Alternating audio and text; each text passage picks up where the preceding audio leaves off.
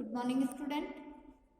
आज हम कक्षा 9 के पाठ्य पुस्तक कृतिका के पाठ 2 मेरे संग की औरतें, जो कि लेखिका मृदुला गर्ग द्वारा लिखी, इस पाठ के पार्ट 2 के बारे में हम पढ़ेंगे। मेरे संग की औरतें में लेखिका ने अपनी परिवार की जो औरतें थी, जैसे उनकी माता, दादी, परदादी, उनकी बहनें, नानी, उन सभी के व्यक्तित्व पर प्रकाश डाला, उनके व्यक्तित्व का, स्वभाव का इसमें वर्णन किया है। हमने पिछली कक्षा में पार्ट 1 के बारे में पढ़ा कि उनकी नानी का स्वभाव कैसा था, कि वो परंपरागत तरीके से होते हुए भी अपने खुले विचारों से जीवन व्यतीत करती थी। आज हम इसी चैप्टर के पार्ट 2 के बारे में पढ़ेंगे। लीक से खिसके अपने पूर्वजों में माँ और नानी ही रही होती तो गनीमत रहती, पर अपनी एक परदादी ही थी जिन्हें कतार से बाहर चलने का शौक था। उन्होंने व्रत ले रखा था कि अगर खुदा के फजल मतलब दया, अनुग्रह से उनके पास कभी 2 से ज्यादा धोतियां हो जाए तो वे तीसरी दान कर देंगे। जैन समाज में अपरिग्रह मतलब संग्रह न करना, इकट्ठा न करने की सनक बिरादरी बाहर हरकत नहीं मानी जाती, इसलिए वहां तक तो ठीक था। पर उनका असली जलवा तब देखने को मिला जब मेरी माँ पहली बार गर्भवती हुई। मेरी परदादी ने मंदिर में जाकर मन्नत मांगी कि उनकी पतोहू का पहला बच्चा लड़की हो। पतोहू मतलब पुत्र की पत्नी के लिए कहा गया। यह गैर रवायती मन्नत मांगकर ही उन्हें चैन नहीं पड़ा। उसे भगवान और अपने बीच पोशीदा मतलब पर्दा रखना एक तरीके से, और गैर रवायती मतलब जो परंपराएं होती हैं उनके खिलाफ कुछ मांगना या उनके खिलाफ जाना। तो पोशीदा रखने के बजाय सरेआम उनका ऐलान कर दिया। लोगों के मुंह खुले के खुले रह गए। उनके फितूर की कोई वाजिब वजह ढूंढने ना मिली। यह भी नहीं कह सकते कि खानदान में पुश्तों से कन्या पैदा नहीं होती, इसीलिए माँ जी बेचारी कन्यादान के पुण्य के अभाव को पूरा करने के चक्कर में थी, क्योंकि पिताजी की ही नहीं दादाजी की भी बहनें मौजूद थी। हाँ, पहला बच्चा हर बहू का बेटा होता रहा।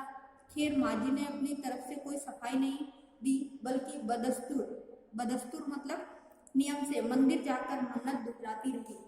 पूरा नकुड़ गांव जानता था कि माँ जी का भगवान के साथ सीधा सीधा तार जुड़ा हुआ, बेतार का तार। इधर वह तार खींचती, उधर टन से तथास्तु बजता। मेरी दादी तो पहली मर्तबा में ही तैयार हो गई कि गोद में खेलेगी तो पोती, पर माँ की आरजू किस कदर रंग लाएगी उसका उन्हें भी गुमान न रहा।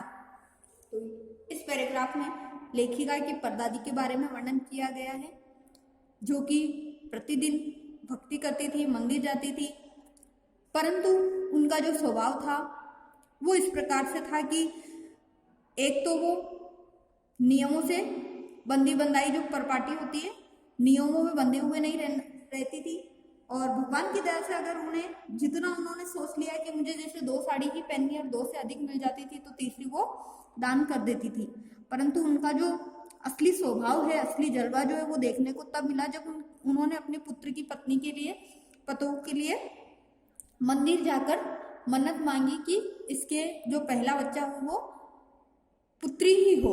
क्योंकि उनके भाव अच्छे नहीं थे अपनी बहू के प्रति, जबकि ऐसा नहीं था उनके मन में कि कन्यादान के पुण्य को प्राप्त करने के लिए वो बेटी चाहते थे, क्योंकि उनके दादा के भी बहनें थी और स्वयं उनके पिता की भी बेटियां थी। फिर भी उनकी दादी ने उनके लिए ऐसी मन्नत मांगी थी जिससे कि सारे गांव के लोग देखते ही रह गए। नेक्स्ट देखते।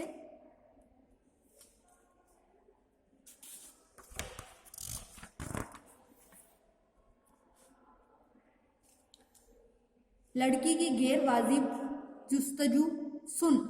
भगवान कुछ ऐसे अफरा तफरी में आ गए कि 1 न 2 पूरी 5 कन्याएं एक के बाद एक धरती पर उतार दी। भगवान को क्या कहे, माँ जी के सामने तो नामी चोर भी अफरा तफरी में आ जाते थे।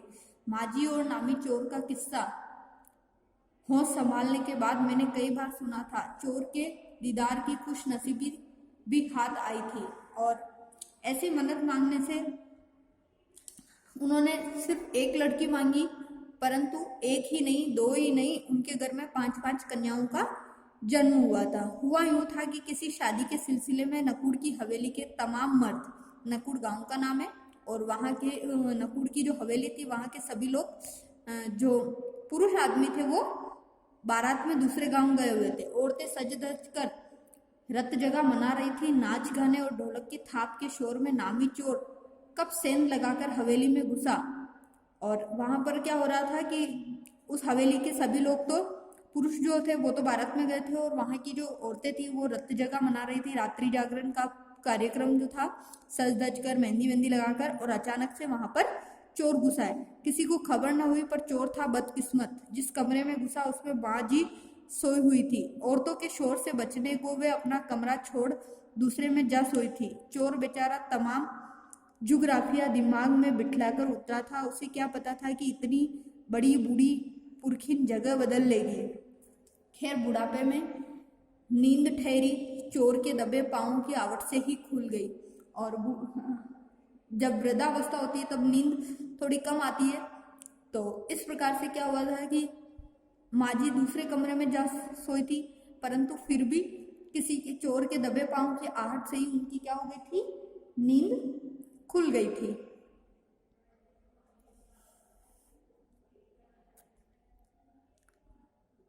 कौन? माजी ने इत्मीनान से पूछा। इत्मीनान मतलब तसल्ली से पूछा। जी मैं चोर से। चोर ने युगों से चला आ रहा पारंपरिक असंगत जवाब दिया। वो कहता है जी मैं। पानी पिला? माजी ने कहा। जी मैं। चोर झिझक कर रह गया। तब तक माजी बिस्तर के बराबर में टटोल कर देख चुकी थी कि लोटा खाली था। ऐसा कर उन्होंने कहा, यह लोटा ले और कुएं से पानी भर ला, पर देख कपड़ा कसकर बांधे रखियो और तकिए से छानियो। चोर घबरा गया। अंधेरे में इन्होंने कैसे जाना कि उसके मुंह पर कपड़ा बंधा है और कमर में भांग। भगवान से उनका तार जुड़े होने की खबर उसे थी, पर बुढ़िया भांग भी छानती होगी, एकदम यकीन न हुआ। इसी से कुछ हैरान परेशान हो उठा। जल्दी कर भाई। तभी माजी ने कहा, बड़ी प्यास लगी है, पर मैं तो चोर हूँ। मारे घबराहट और धर्म संकट के चोर सच कह गया। और माजी को लगा कोई घर का सदस्य है तो वो उसे पानी मंगवाती है, परंतु फिर बाद में वो सच बोल जाता है कि मैं चोर हूँ। हुआ करे, माजी ने कहा, प्यासे को पानी तो पिला, पर देख मेरा धर्म न बिगाड़ियो। लोटे के मुंह से कपड़ा न हटाइयो, हाथ रगड़ कर धो लीजियो और पानी कपड़े से छान कर भरियो। आप चोर के हाथ का पानी पी लोगी?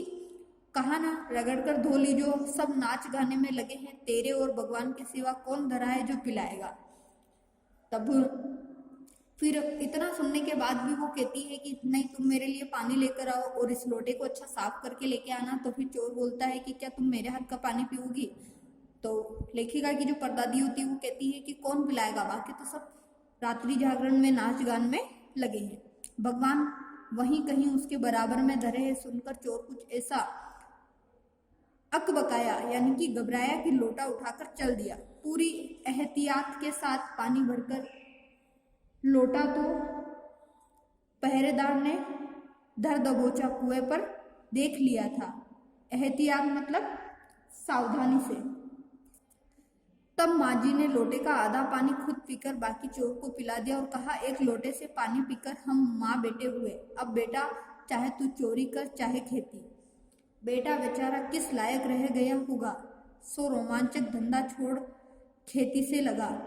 तो जब वो दोनों एक ही लोटे से पानी पी लेते तो लेखिका की जो परदादी थी वो उन्हें अपना बेटा बना लेती और कहती है कि तू चाहे तो इसी धंधे को कर, चोरी के, या तू खेती करना चाहे। तो उसने भी उसे, परदादी को माँ समझ लिया और चोरी का धंधा छोड़कर खेती करने लगा। सालों साल लगा रहा। जब मैंने उसे देखा तो बड़ा भला मानुस बूढ़ा लगा।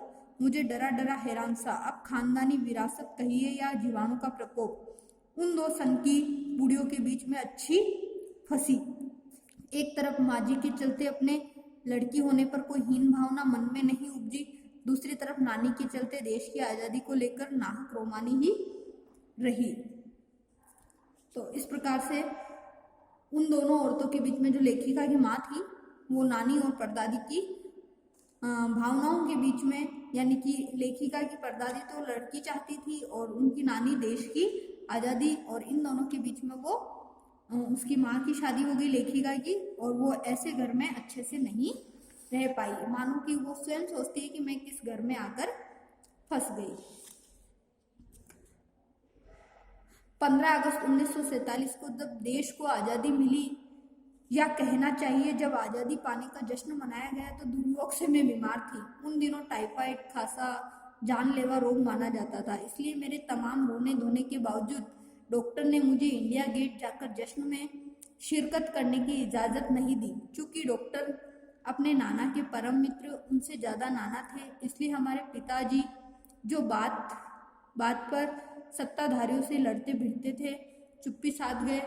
मैं बददस्तूर रोती कलपाती रही। क्या कोई बच्चा इकलौती गुड़िया के टूट जाने पर रोया होगा?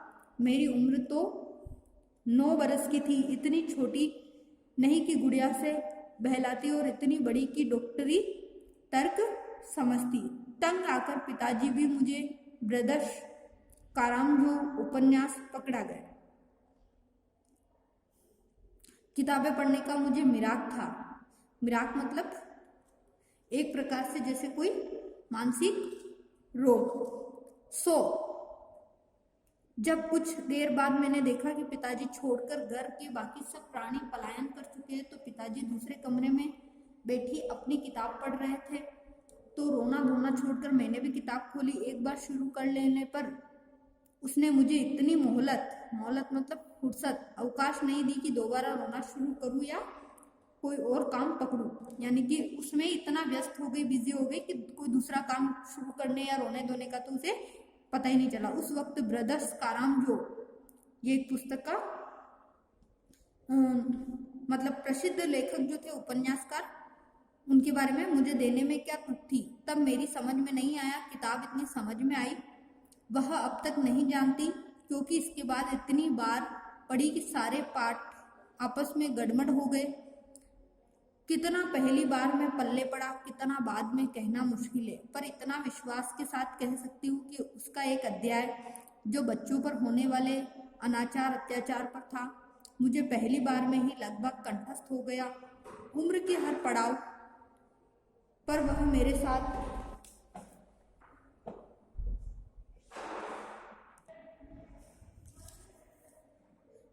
इतना विश्वास के साथ कह सकती हूँ कि उसका एक अध्याय जो बच्चों पर होने वाला अनाचार अत्याचार पर था, मुझे पहली बार में ही कंठस्थ हो गया। उम्र के हर पड़ाव पर वह मेरे साथ रहा और मेरे लेखन के एक महत्वपूर्ण भाग को प्रभावित करता रहा, जैसे जादू का कालीन मेरा नाटक नहीं, वह 3 किलो की छोरी जैसी कहानियां, वह कठगुलाब उपन्यास के कई अंश।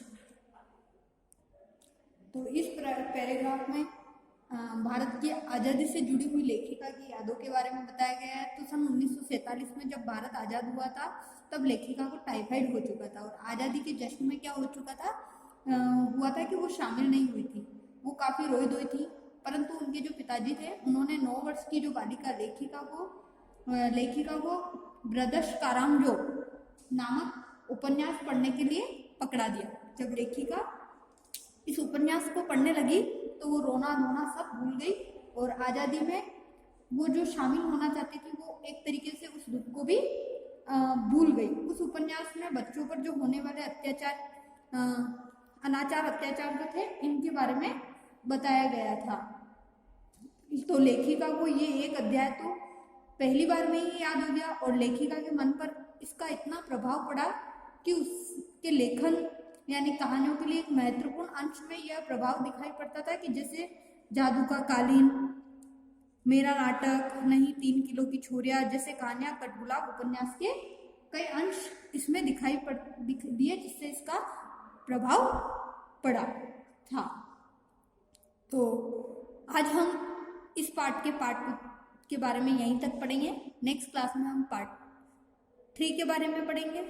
पढ़ाए गए पार्ट 2 के बारे में आप ध्यानपूर्वक पढ़ लीजिए और इसके प्रश्नों के उत्तर ढूंढने का प्रयास कीजिए।